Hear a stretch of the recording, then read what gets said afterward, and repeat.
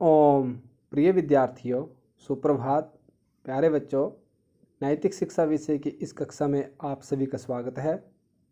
जैसा कि आप जानते हैं कि हम नैतिक शिक्षा विषय के पाठ 4 पढ़ चुके हैं, अभ्यास कार्य सहित। तो आज क्रमशः इसी कड़ी को आगे बढ़ाते हुए हम पाठ नंबर 5 का अध्ययन करेंगे, वाचन करेंगे और इसे समझेंगे। और ये चैप्टर अत्यंत महत्वपूर्ण और हमारे जीवन भर उपयोगी आने वाला चैप्टर है।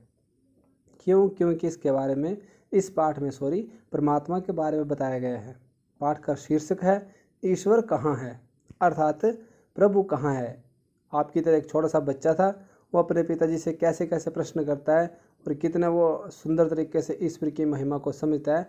हम भी ऐसे समझेंगे और हम भी इस पाठ से ये शिक्षा लेंगे कि परमात्मा की आस्था में हमें परमात्मा में विश्वास और आस्था रखनी चाहिए।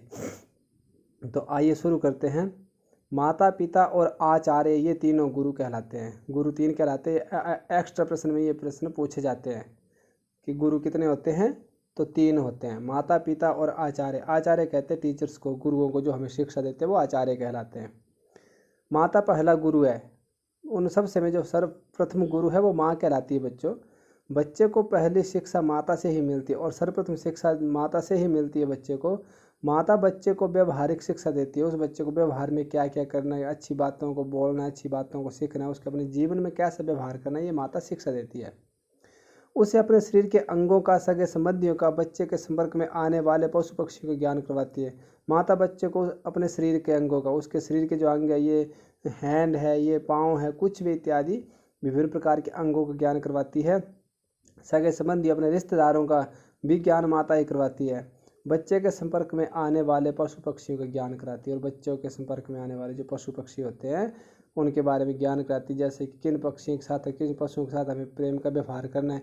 यदि हम शेर इत्यादि के करीब चले जाएंगे तो बच्चे को माता ने यदि बताया नहीं होगा कि बच्चे ये हिंसक होते हैं, इनके सामने नहीं जाना है, तो बच्चे को कहाँ से ज्ञान होगा। इसलिए यह सारा ज्ञान केवल माता ही करवाती है। उसे उठना बैठना, हंसना बोलना, दूसरों का आदर प्यार करना सिखाती है। उस बच्चे को उठना बैठना, हंसना, खेलना, बोलना और दूसरे लोगों के प्रति प्रेम भाव करना भी माता ही सिखाती है। माता पुत्र को जो शिक्षा देती है उसमें पिता भी सहयोग करता है और माता की शिक्षा में बच्चे के पिताजी का भी सहयोग होता है। जब बच्चा बड़ा होता है तो उसकी जिज्ञासाएं भी बढ़ने लगती है। जब बच्चा धीरे धीरे बड़ा हो जाता है तो उसकी जिज्ञासाएं, उसके प्रश्न, उसके मन के विचार उत्पन्न होने लगते हैं। इन जिज्ञासाओं को उन्नत और प्रोत्साहित करने की मुख्य जिम्मेदारी पिता की होती है। इन जिज्ञासाओं को उन्नत करना और बच्चे को उसके लिए प्रोत्साहित करना और उन जिज्ञासाओं का बच्चे को आंसर भी देना, ये सारा दायित्व जो वो एक पिता का होता है। माता सहयोग करती है। आचार्य का शिक्षा संबंधी उत्तरदायित्व उपनयन संस्कार के साथ या यूँ कहें कि विद्यालय में प्रवेश के साथ प्रारंभ होता है। अब माता पिता के सहयोग के बाद जो आचार्य का संबंध आया, जो गुरुओं का संबंध आया, वो उस बच्चे के यज्ञोपवीत, उपनयन संस्कार कहते हैं यज्ञोपवीत जनेऊ को, उसमें वेद आरंभ होते तो वेद पढ़ने से पहले गुरु अपने शिष्यों का यज्ञोपवीत संस्कार करवाते थे।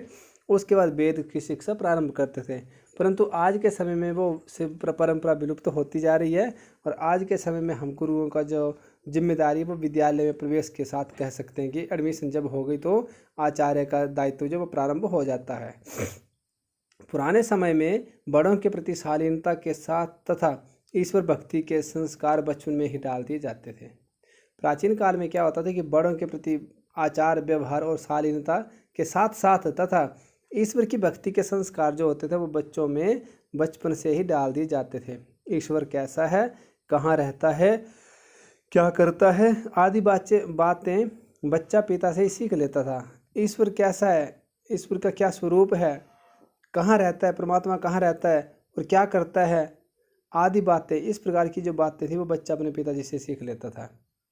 उन दिनों आजीविका की समस्या इतनी विकट नहीं थी। उसमें जो था वो आजीविका, पैसा कमाने की जो साधन, जो समस्याएं थी वो इतनी भयंकर नहीं थी। सामान्य होते तो हर व्यक्ति अपनी अपनी आजीविका आराम से चला लेते थे। पिता को इतना समय आसानी से मिल जाता था कि वह पुत्र की शंकाओं को दूर करने के साथ साथ उसमें अच्छे संस्कार डाल सके। और पिता को इतना सा समय तो बड़ी आसानी से मिल ही जाता था कि वो पुत्र की शंकाओं को दूर कर सके, पुत्र के द्वारा पूछे गए प्रश्नों को दूर कर सके और उसके साथ उनमें अच्छे संस्कार डाल सके, अच्छे संस्कार की बच्चों को शिक्षा दे सकें। उसी समय एक पुत्र ने पिता से पूछा। उस समय की बात है, एक बेटे ने अपने पिताजी से पूछा। क्या पूछा? पिताजी, हम परमात्मा को मानते हैं, वह सब कुछ बनाता है, सब कुछ देखता है, उससे कोई वस्तु कोई बात छिपी नहीं है। वह दयालु है, न्यायकारी है, हमें जन्म देने वाला, पाने वाला, पालने वाला और मिटाने वाला भी वही है। तो बच्चे ने कहा कि पिताजी, हम परमात्मा को मानते हैं, हम सभी भगवान को मानते हैं कि परमात्मा का नाम ओम है, परमात्मा इस चराचर जगत के सर्वश्रेष्ठ हैं, तो हम तो उनको मानते हैं। वो सब कुछ बनाता है परमात्मा। ये मनुष्य, मानव, दानव, प्रकृति, वनस्पति, पेड़ पौधे, नदियाँ, झरने और विभिन्न प्रकार के सागर परमात्मा ने बनाए हुए हैं। वो सब कुछ देखता है। वो परमात्मा सब कुछ देखता भी है, हर एक छोटी से छोटी वस्तु को देख रहा है। उसमें कोई वस्तु, उससे कोई वस्तु कोई बात छिपी नहीं। परमात्मा से हम किसी बात को, किसी वस्तु को कभी छिपा नहीं सकते हैं। वह दयालु और न्यायकारी है। परमात्मा जो वो दयालु भी है, हमारे ऊपर दया भी करते हैं, और न्यायकारी भी है। न्यायकारी मतलब जो व्यक्ति जैसा कर्म करता है उसको उसी के अनुसार फल देते हैं, पूरा उसके साथ जो है वो न्याय करते हैं। हमें जन्म देने वाला, पालने वाला और मिटाने वाला भी वही है। जो परमात्मा है वही हमें जन्म भी देते हैं, हमें पालते भी हैं, और अंत में हमें अपने में समेट भी लेते हैं। हमारी मृत्यु भी वही होकर के परमात्मा के चरणों में हम चले जाते हैं। वह हमारे भले बुरे सब तरह के कर्मों को देखता है। परमात्मा हमारे अच्छे बुरे सब कर्मों को देखता है और उनका उचित फल देता है, और उन्हीं कर्मों का हमें सही नियम अनुसार फल भी देता है।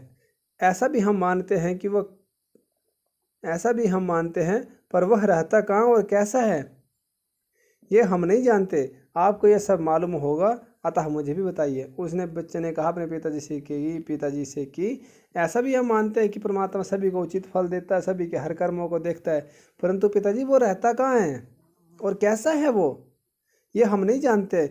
इसके बारे में हमें पता नहीं कि परमात्मा कहाँ रहता है और कैसा है। आपको ये सब मालूम होगा, अतः मुझे भी बताइए। यदि आपको ये सब बातें पता है तो कृपया करके मुझे भी बताइए। पिता ने कहा, बेटा, परमात्मा सब जगह रहता है, संसार के कण कण में उसका निवास है, पर वह निराकार है। पिता ने कहा, बेटा, परमात्मा जो हर जगह रहता है, संसार के कण कण में निवास, मतलब छोटी सी छोटी वस्तु में उसका निवास है, और वह निराकार है। परमात्मा का कोई आकार नहीं है। निराकार होने के कारण वह हमें दिखाई नहीं देता, और उसी निराकार होने की वजह से ही परमात्मा हमें दिखाई नहीं देता है। इन कानों से हम उसकी आवाज़ नहीं सुन सकते, हमारा हाथ उसे छू नहीं सकता, ये आंखें उसे देख नहीं सकती। क्या हो सकता है बच्चों? एक तो हमारे कानों से हम परमात्मा को नहीं सुन सकते हैं, हमारा हाथ परमात्मा को कभी टच नहीं कर सकता, कभी छू नहीं सकता है, ये आंखें उसे देख नहीं सकती, परमात्मा को हमारी आंखें कभी नहीं देख सकती है। रसना या जीभ उसे चख नहीं सकती, परमात्मा का स्वाद कैसा है ये भी हम टेस्ट नहीं कर सकते, चख नहीं सकते हैं। नाक से उसे सूंघा नहीं जा सकता, और परमात्मा से नाक से जो वो परमात्मा को कभी सूंघा नहीं जा सकता। उसे बुद्धि के द्वारा विचारा जाता है, अपनी बुद्धि, अपनी मति के द्वारा परमात्मा को विचारा जाता है। मन से मनन किया जाता है, और मन से ध्यान और मनन किया जाता है परमात्मा का। आत्मा से अनुभव किया जाता है, योग साधना से पाया जाता है। और आत्मा से अनुभव, बुद्धि के द्वारा विचारा जाता है, मन से मनन किया जाता है, आत्मा से परमात्मा का अनुभव किया जाता है, और योग साधना से उसे प्राप्त किया जा सकता है। तो बच्चों, इससे आगे आज हम नहीं पढ़ेंगे क्योंकि पाठ बहुत लंबा हो जाएगा, और ये महत्वपूर्ण पाठ है, इसलिए हम इसको आज यहीं पर स्टॉप करेंगे। आप इस वीडियो को बार बार सुनेंगे और समझेंगे, और परमात्मा के महत्व को जानने की कोशिश करेंगे। इससे आगे क्या होता है, उसके पिताजी उसको किस प्रकार एग्जाम्पल, उदाहरण दे करके समझाते हैं, वो हम कल पढ़ेंगे। इन शब्दों के साथ इति ओम शम।